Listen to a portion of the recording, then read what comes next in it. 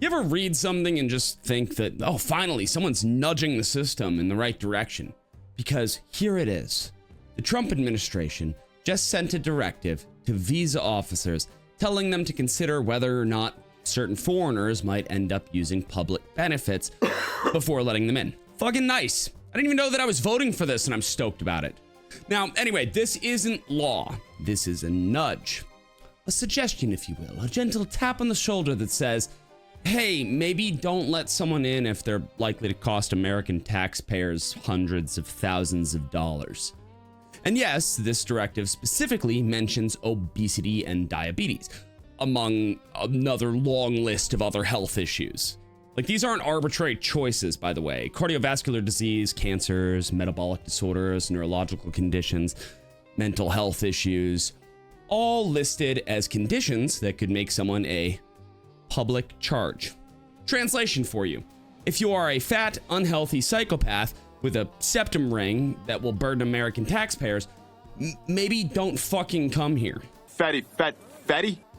Assistance that is targeted at residents who already pay into the system is something that we can debate about.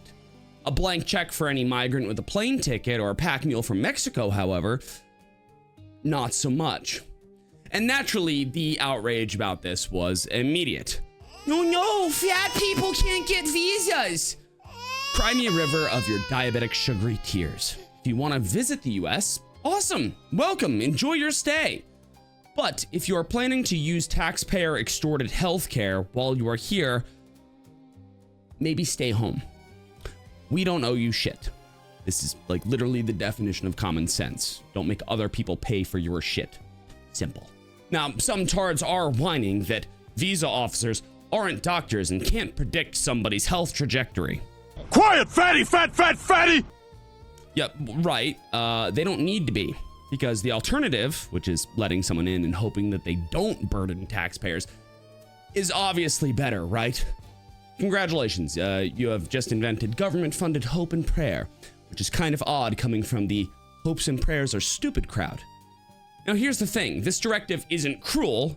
It isn't personal. It's not even law. It's a nudge towards a rational system that protects taxpayers, keeps public assistance available for legal residents, and ensures people entering the US are self-sufficient. That's the way it always has been.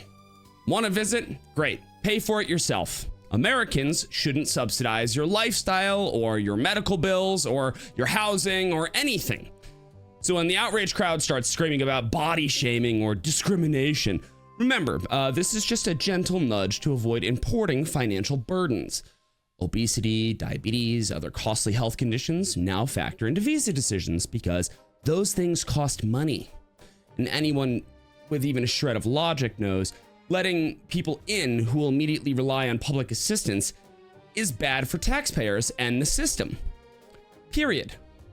If a migrant requires any public assistance whatsoever, they should be denied outright. Like, completely. Not just public healthcare. Anything. I don't give a shit if it's fucking SNAP. I don't give a shit if it's a fucking free bus ride. Fuck you. Pay for it. If you want to visit the US, take care of yourself. Pay for yourself.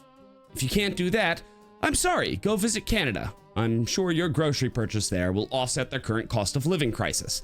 And to people saying that migrants don't get access to public benefits, well, yeah, we've seen enough of that being a lie.